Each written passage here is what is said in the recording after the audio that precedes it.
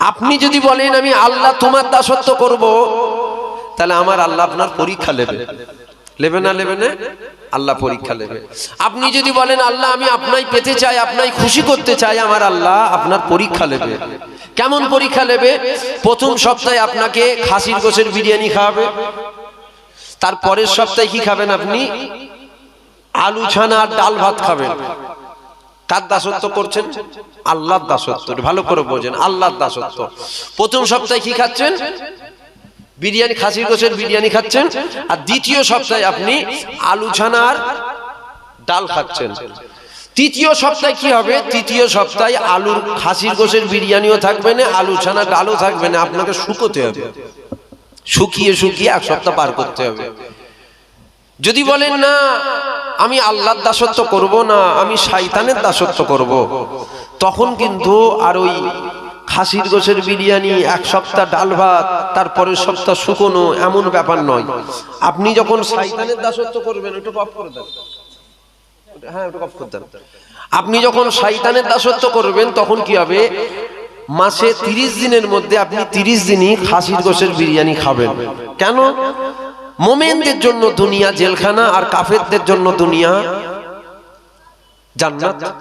তাহলে মুমিনদের জন্য যদি জেলখানা হয়, কাফেরদের জন্য যদি জান্নাত হয়, আপনি যখন শয়তানের রাস্তায় চলে গেলেন, তখন তার পরীক্ষার কোনো ব্যাপার নয়।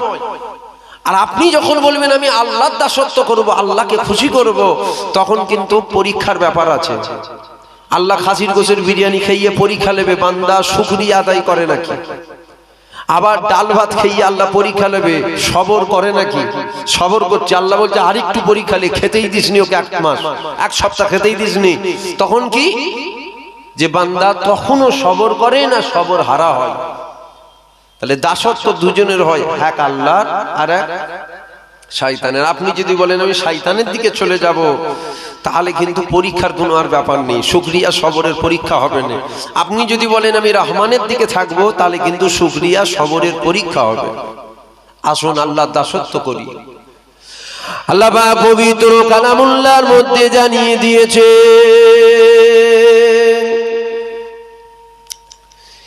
এ যুবকেরা, আল্লাহ পাক পবিত্র কালামুল্লাহর মধ্যে জানিয়ে দিয়েছে বান্দা নামাজ কায়েম করো, নামাজ কায়েম করো, নামাজ কায়েম করো।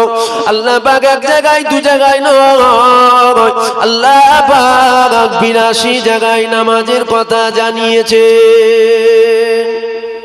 কত জায়গায়? চাপা দিয়ে দেন, ওই চাদরটা চাপা দিয়ে দেন, ফলো রাখবেন তো, ঘাটছে নাকি? আপনাদের দায়িত্ব, আমি তজ করছি, এটা আপনাদের দায়িত্ব। এ ছেলেরা, যুবকেরা, আল্লাহ পাক কম বেশি 82 জায়গায় জানালেন বান্দা নামাজ কায়েম করো, নামাজ কায়েম করো। কিন্তু বলার উদ্দেশ্য এটা, পবিত্র কোরআন শরীফের মধ্যে কোনো একটা জায়গাতে আপনি দেখাতে পারবেন না নামাজটা আমরা কিভাবে আদায় করব, অর্থাৎ কিভাবে নামাজে দাঁড়াবো, আমরা কিভাবে রুকুতে যাব, আমরা কিভাবে সিজদায় যাব, এগুলো কোরআন শরীফের মধ্যে দেখাতে পারবেন না। তাই তো আল্লাহ পাক ওই কোরআন শরীফের মধ্যে অপর এক জায়গায় জানিয়ে দিয়েছে, আমি আমার দোস্তকে উসওয়াতুন হাসানা করে পাঠিয়েছি, আমি আমার দোস্তকে মডেল করে পাঠালাম, আমি আমার দোস্তকে মডেল করে দুনিয়া জমিনে পাঠিয়ে দিয়েছি। নামাজ পড়বি নবীকে দেখ, রোজা রাখবি নবীকে দেখ, হজ করবি নবীকে দেখ, যাকাত দিবি নবীকে দেখ, দুনিয়াদারি করবি নবীকে দেখ, দিনদারি করবি নবীকে দেখ, যা কিছু তোরা দুনিয়া জমিনে করবি আমার দোস্তকে মডেল করে বানালাম, আমার দোস্তকে তোরা ফলো কর। অর্থাৎ নামাজের কথা আল্লাহ কোরআনে জানিয়েছে, কিন্তু স্টাইলটা কে জানাবে? আমার আল্লাহ পাক স্টাইলটা জানাইনে, আমার রাসূলুল্লাহ তো স্টাইলটা জানিয়েছে। এ যুবকেরা, অর্থাৎ নবী যেভাবে নামাজে দাঁড়িয়েছিল, নবী যেভাবে রুকুতে গিয়েছিল, নবী যেভাবে সিজদায় গিয়েছিল, তোরা ওইভাবে নামাজটা আদায় কর। নবী যেখানে সুবহানা রাব্বিয়াল আলা পড়েছিল, নবী যেখানে আত্তাহিয়াতু পড়েছিল, ওইভাবে তোরা যদি নামাজ আদায় করতে পারি, আমি আল্লাহ তোদের নামাজ কবুল করে নেব, আর বিনিময়ে আমি আল্লাহ জান্নাত দিয়ে দেব। আল্লাহু আকবার। শুনছেন আমার কথা? আপনারা কথা বুঝতে পারছেন? কোরআন শরীফে 82 জায়গায় কি নামাজের কথা আল্লাহ বলেছেন? কত জায়গায় বলেছেন? জোরে বলেন। 82, ভুলে যাবেন না। 82 জায়গায় আল্লাহ কোরআনে নামাজের কথা বলেছেন। আল্লাহ তো নামাজের কথা 81 জায়গায় বলতে পারতেন, বুঝতে পারছেন? 81 জায়গায় নামাজের কথা বলতে পারতেন, এক জায়গায় নামাজের স্টাইলটা বলতে পারতেন, যে 81 জায়গায় যে নামাজের জিকির করলাম ওই নামাজটাকে এইভাবে পড়তে হয়। আল্লাহ তো বলতে পারতেন, কিন্তু আল্লাহ বলেন না। আল্লাহ 82 জায়গায় শুধু নামাজের কথা বললেন, নামাজ কায়েম করো, নামাজ কায়েম করো, সালাত কায়েম করো, কিন্তু স্টাইলের কথা তো আল্লাহ কোরআনে বলেন। এখন আমরা নামাজ পড়ি কিভাবে? নামাজে দাঁড়ালাম, নিয়ত করে দাঁড়ালাম, সূরার সাথে সূরা মিলালাম, প্রথম রুকুতে গেলাম, তারপরে রুকুতে যাবার পর জানেন না আপনারা? সাহস করে বলবেন তো। রুকুতে যাবার পর সেজদায় যাই। এখন আমি নামাজ পড়ব, নামাজে নিয়ত করলাম, নামাজে দাঁড়ালাম, সূরার সাথে সূরা মিলালাম, প্রথম সেজদায় যাব, পরে রুকুতে যাব, হয়ে যাবে? তাহলে কথা বলছেন না কেন? নামাজটা হবে কি? কেন হবে না? আল্লাহ তো নামাজের কথা কোরআনে জানিয়েছে, স্টাইল বলেন, আমি যেভাবে খুশি পড়ব। হবে নামাজ? কেন হবে না? একটাই কারণে হবে না, নবী ওভাবে বলেন বা নবী ওভাবে পড়েন। তাহলে নবী যেভাবে পড়েছে ওটাই নামাজের স্টাইল হয়ে গেছে। জোরে বলুন সুবহানাল্লাহ। হাম বলে তো বাদ বলে, আমরা যখন কথা বলি ওটা কথা হয়। মদিনাওয়ালা বলে তো শরিয়াত বলে, মানে হুজুর যখন কথা বলে ওটা শরিয়াত হয়ে যায়। জোরে বলুন সুবহানাল্লাহ। এ ছেলেরা, যুবকেরা, এ আমার নবী পাকের প্রেমিকেরা, তাই তো আমি যেখানে যাই নবীর প্রশংসা করি, যেখানে যাই নবীর কথা বলি। কেনই বা নবীর কথা বলবো না? যেখানে আমার নবী পাক থাকবে না ওই জায়গাতে আমার আল্লাহ পাক তিনিও তো থাকবে না। যেখানে আমার নবী পাক না ওই জায়গাতে আমার আল্লাহ পাক তিনিও তো নাই। এ যুবকেরা, যদি তুমি আমি মনে করি নবীকে বাদ দিয়ে দেব, তাহলে গৌসুল আজম বাদ করে যাবে। যদি মনে করেন নবীকে বাদ দিয়ে দেব, খাজা মঈনুদ্দিনও বাদ করে যাবে। যদি মনে করেন নবীকে বাদ দিয়ে দেব, তাহলে জামানার মুজাদ্দিদ আবু বকর সিদ্দিকীও বাদ করে যাবে। এই যুবকেরা, কারো মনে যদি প্রশ্ন জাগে কেন অত নবীর মাকাম বাড়াবার দরকার কি আছে? নবীর মাকাম আমি বাড়াচ্ছি না, নবীর মাকাম আমার আল্লাহ পাক তিনি নিজে বাড়িয়েছে। কেননা অত ইজ্জু মান তাসা, অত জিল্লু মান তাসা, ইজ্জতের মালিক আমার আল্লাহ, আর বেইজ্জতির মালিক আমার আল্লাহ। কারো সম্মান বাড়াতে গেলে তার থেকে বড় হতে হবে, তারপরে আপনি কারো সম্মানকে বাড়াতে পারবে। আমার নবী পাকের থেকে বড় পৃথিবীর জমিনে দ্বিতীয় আর কেউ নাই, কেউ নাই। তবে নবী পাকের থেকে বড় একজন আছে, উনি অন্য কেউ নয়, উনি হলেন সৃষ্টিকর্তা একমাত্র আমার আল্লাহ। এ ছেলেরা, যুবকেরা, আল্লাহ নবীর সম্মান বাড়াচ্ছে, আল্লাহ নবীর ইজ্জত বাড়াচ্ছে, আল্লাহ নবীর রুতবা বাড়াচ্ছে। আল্লাহ পাক কতটা বাড়িয়েছে দেখো। কোন নবীর কথা বলছি? শোনো শোনো শোনো। আল্লাহ পাক পবিত্র কালামুল্লাহর মধ্যে জানিয়ে দিয়েছে, ওয়ারাফানা লাকা যিকরাক। আমার নবী পাকের জিকিরের সম্মানকে আল্লাহ পাক অনেকটা উঁচু মাকাম দিয়েছে। আল্লাহ নবী সাহাবারা জিজ্ঞাসা করেছিল, ইয়া রাসূলুল্লাহ, ইয়া হাবিবাল্লাহ, আমার আল্লাহ পাক আপনার জিকিরের সম্মান কে কতটা উঁচু মাকাম দিয়েছে? আমার নবী পাক বলেছিল, বাবা সাহাবারা শোনো, আমি নবী আমার আলোচনা কেউ যদি করে ও প্রকৃতপক্ষে আমার আল্লাহ আর আলোচনা করে নিল। আলোচনা হচ্ছে কার? নবীর। আল্লাহর খাতায় উঠছে কার?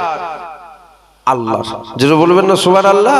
নবীর আলোচনাকে আল্লাহ নিজের আলোচনার সাথে তুলনা করেছে। জোরে বলুন সুবহানাল্লাহ। যদি বলেন হুজুরকে বাদ দিয়ে দেব, আল্লাহ থাকবে, আল্লাহও বাদ করে যাবে। হুজুর বাদ, জলসাও বাদ। হুজুর বাদ, আমরাও বাদ। হুজুর যদি থাকে, হুজুরের কদমে কোটি কোটি গুনাহগার উম্মত উম্মতিও থাকবে। জোরে বলুন সুবহানাল্লাহ। এ ছেলেরা, যুবকেরা, এ আমার নবী পাকের প্রেমিকেরা, আল্লাহ পাক আমার কতটা সম্মান দিয়েছে দেখো, আল্লাহ পাক আমার নবী পাকের কতটা মাকাম দিয়েছে দেখো। আসো নবীর কথা বলে যায়। আল্লাহ পাক দুনিয়া জমিনে ঈসা নবীকে জিজ্ঞাসা করেছিল, এই ঈসা তুমি বলো তুমি কিসে রাজি? ঈসা নবী বলেছিল আল্লাহ তুমি যাতে রাজি। আল্লাহ পাক মুসা নবীকে বলেছিল মুসা তুমি কাতে রাজি? মুসা নবী বলেছিল আল্লাহ তুমি যাতে রাজি।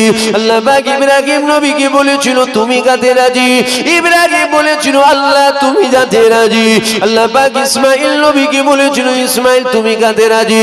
ইসমাইল বলেছিল আল্লাহ তুমি যাতে রাজি।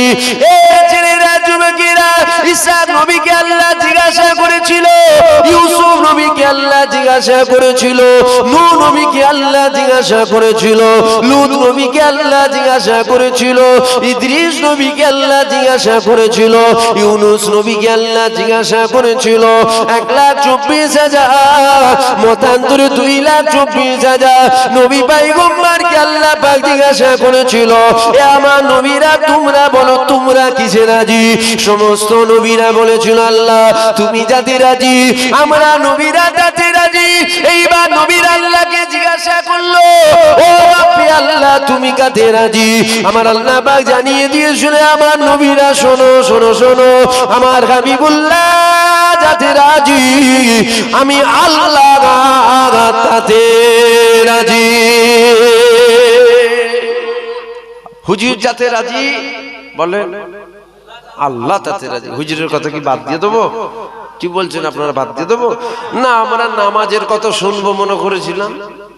নামাজ পড়ার কথা বলবেন, ছেলেরা এত হই হই করে নামাজ পড়ে না, নামাজ পড়ে না। আচ্ছা আপনারা বলেন নামাজের কথা কি হুজুর বলবে না নামাজের কথা বাপ মা বলবে? কি বলছেন আপনারা? নামাজের কথা হুজুরের বলার দায়িত্ব না নামাজের কথা বলার দায়িত্ব বাপ মায়ের? বাপ মায়ের তো, আমার তো নয়। হুজুর নামাজের কথা বলবে এটা আপনাকে কে বললো? আপনার মাথায় কে ঢুকালো হুজুর নামাজের কথা বলবে? হুজুর নামাজের কথা বলবে না, শরিয়াত বলছে বাপ মা নামাজের কথা বলবে।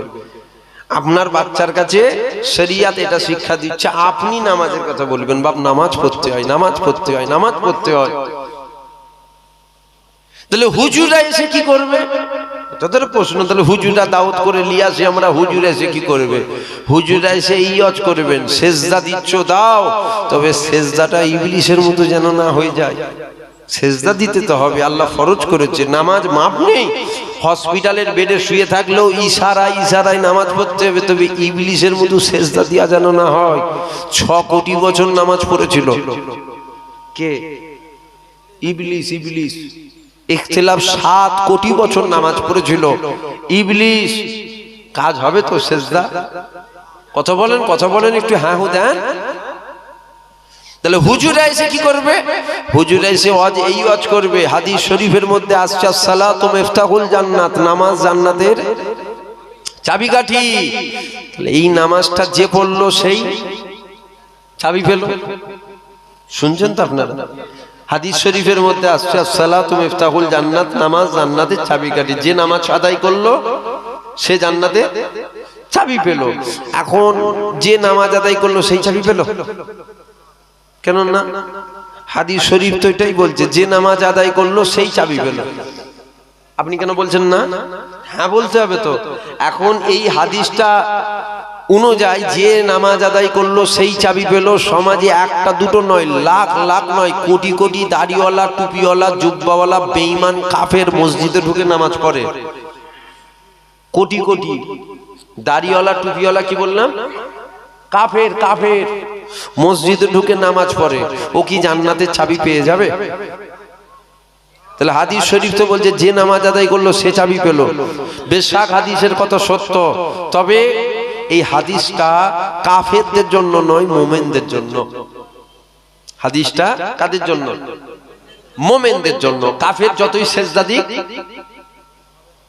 জান্নাতের চাবি পাবে না। হুজুর এসে ইয়জ করবে। হুজুর এসে কি ইয়জ করবে? হুজুর এসে ইয়জ করা দরকার। হুজুরের নামাজ আল্লাহ ফরজ করেছে, আবু জেহেল পড়বে না আবু বাক্কার পড়বে? আমার কথা কি আপনাদের রাগ হচ্ছে নাকি? এখন নামাজ আল্লাহ ফরজ করেছে তো কে পড়বে? আবু জেহেলের জন্য ফরজ না আবু বাক্কারের জন্য ফরজ? আবু জেহেলের জন্য ফরজ নয় কেন? কলমা পড়ে না। কি পড়ে না? কলমা পড়ে না, মানে ওর উপরে নামাজ ফরজ নয়, ওর উপরে কি ফরজ? কলমা ফরজ। আমি বুঝাতে পারছি কি? আবু জেহেলের উপরে নামাজ ফরজ নয়, আবু জেহেলের উপরে কলমা ফরজ। ও যখন কলমা পড়ে নেবে, শরিয়াতে দাখিল হয়ে গেল, ইসলামের মধ্যে চলে আসলো, তারপরে ওর উপরে হবে নামাজ ফরজ। হুজুর এসে এই ওয়াজগুলো করবে। ওয়াজ দু রকমের হয়, দু রকমের ওয়াজ হয়, একটা ফাজাইলের ওয়াজ আর একটা আকাইদ। ফাজাইল আনা সাগরের পানি লুটাই চলে এলো, আর একটা ওয়াজ হয় ঈমান আকীদার ওয়াজ হয়। ঈমান আকীদার ওয়াজটা এখানে এই জন্য করছি, আজকে মোবাইল খুলবেন, হোয়াটসঅ্যাপ খুলবেন, ফেসবুক খুলবেন, ইউটিউব খুলবেন, মুমিনদের থেকে বেশি কাফেরদের ওয়াজ আসে। বুঝতে পারছেন না? মুমিন নয়, কাফেরদের বেশি ওয়াজ। যেই ওয়াজগুলো শুনে আমরা ঈমান হারা হয়ে যাচ্ছি। যখন ঈমান চলে যাবে তখন আমলের আর কোনো কথাই হবে না। ঈমান নেই যার, তার আমল আছে নাকি? তাই একটু একটু ঈমান আকীদার কথা বলছি, আপনাদের অসুবিধা নেই তো? কেন আজ তো আমরা বেঈমান হতে চলেছি। কেন? আল্লাহ নবী ১৫০০ বছর আগে বলেছেন, আখিরি জামানায় হাতের তালুতে আগুন রাখা সহজ হবে আর ঈমান রাখা অধিক কষ্ট হবে। এখন আখিরি জামানা চলছে তো, শুরুর দিকে না শেষের দিকে? তাহলে আপনারা কি ভাবছেন আমাদের ঈমান আছে?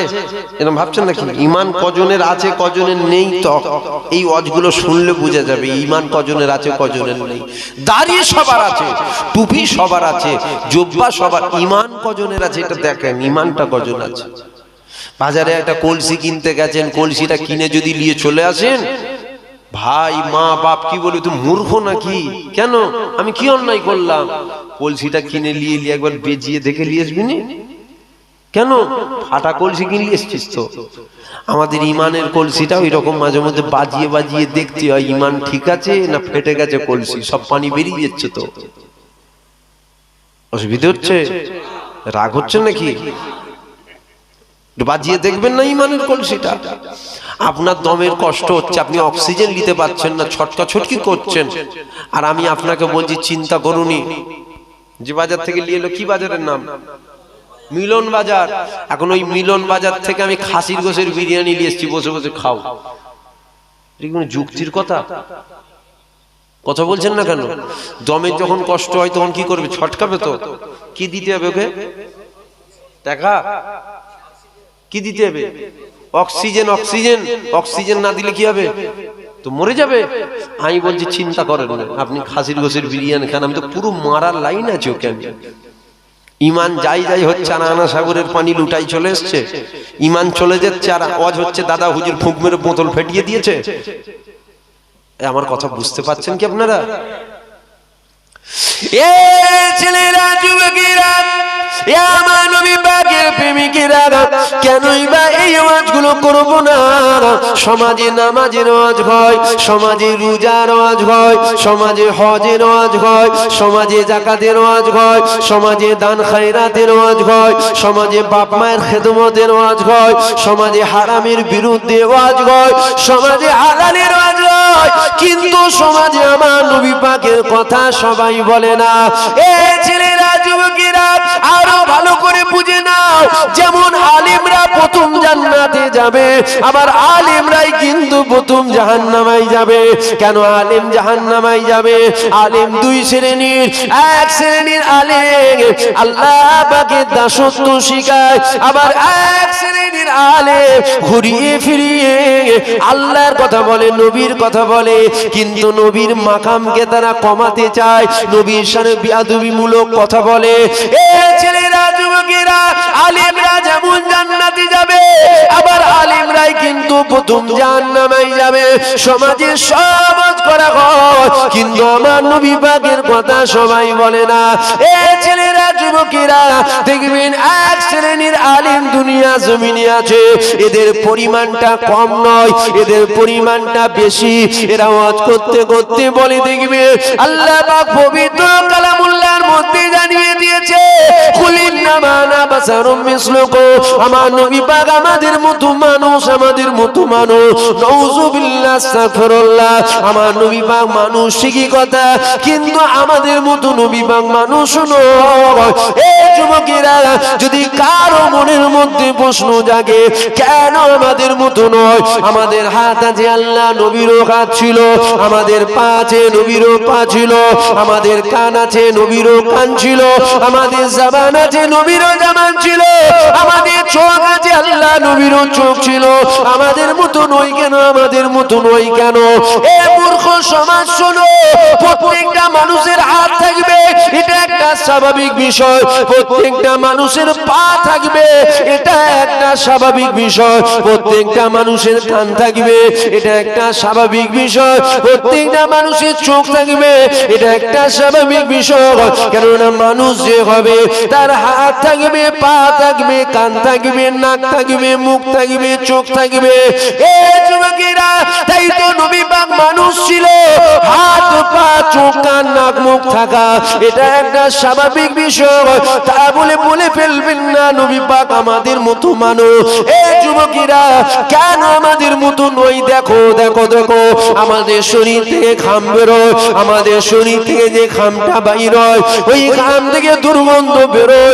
আমার মদিনাওয়ালা শরীর থেকে ঘাম বাইর হতো, ওই ঘামটা থেকে দুর্গন্ধ নয়, দুর্গন্ধ নয়, এমন এক খুশবু বাইর হতো, ওই খুশবুটা কোনো আতরেও পাওয়া যেত না। বলবেন না সুবহানাল্লাহ? ওয়াজ বুঝছেন আপনারা? কোরআন শরীফ শুনে যেমন সুবহানাল্লাহ বললে সওয়াব পাওয়া যায়, আবার এই কোরআনের অপব্যাখ্যা শুনে সুবহানাল্লাহ বললে ঈমান হারা হওয়া যায়। সুবহানাল্লাহ বলবেন, জমিন আসমানের বীজখান বরাবর আল্লাহ নেকিতে ভরপুর করে দেয়। জোরে বলুন সুবহানাল্লাহ। আবার এই সুবহানাল্লাহ বললে ঈমান হারা হয়ে কাফের হওয়া যায়। জায়গাটাই দেখে নিতে হবে কোন জায়গাটায় আমি সুবহানাল্লাহ বলছি।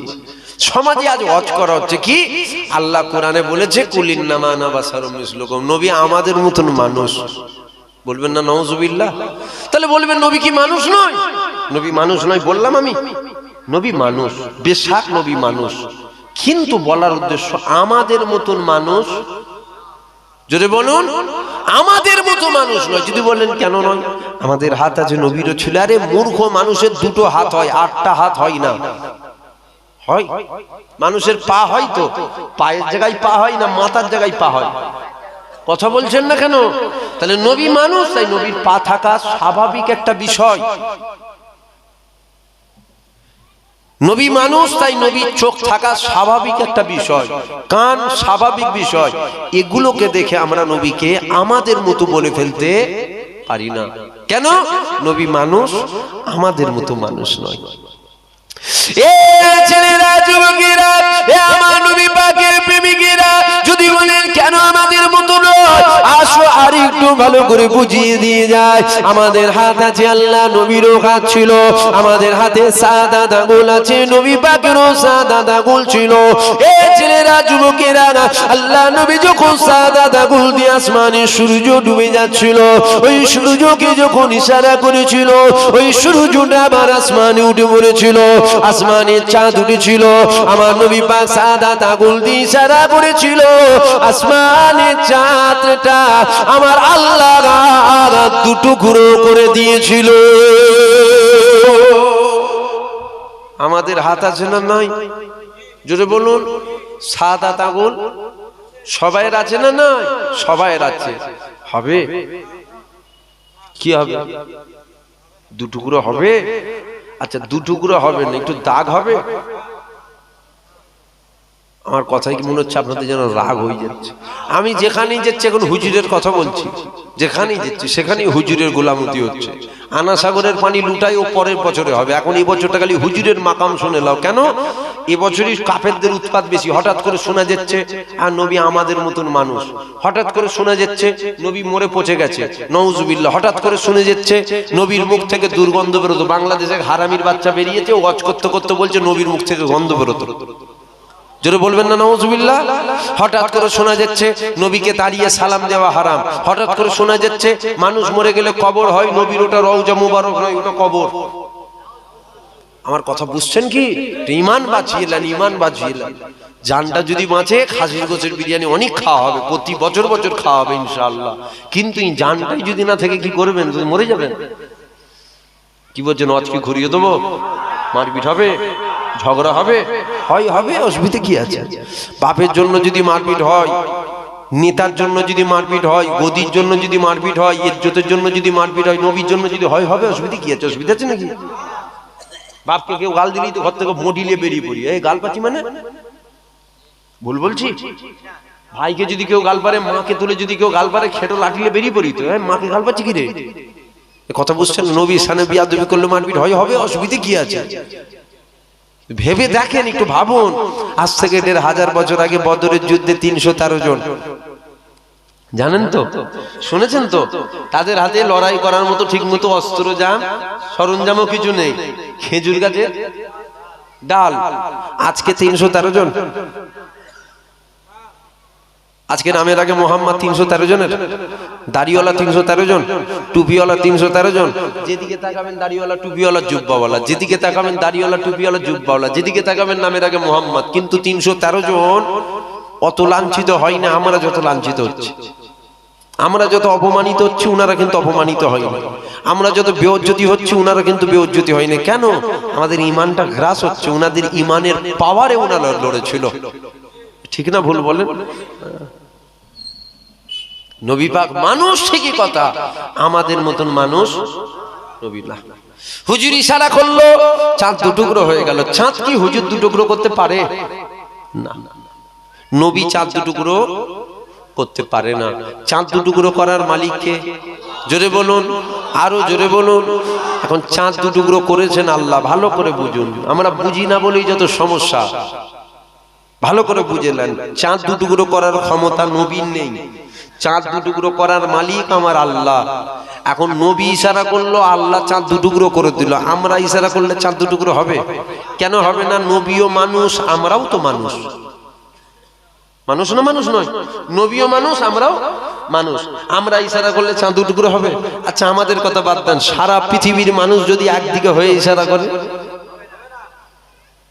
হয়ে যাবে? কেন হবে না? এই জন্য হবে না, নবী আমাদের মতো মানুষ নয়। নবী আমাদের মতো নয়। হুজুর ইশারা করতো, চাঁদ দুটুকরো হয়ে যেত। মরা গাছের তলায় হুজুর বসতো, ওই গাছ জিন্দা হয়ে যেত। জোরে বলুন সুবহানাল্লাহ। হুজুর আমাদের মতো নয়।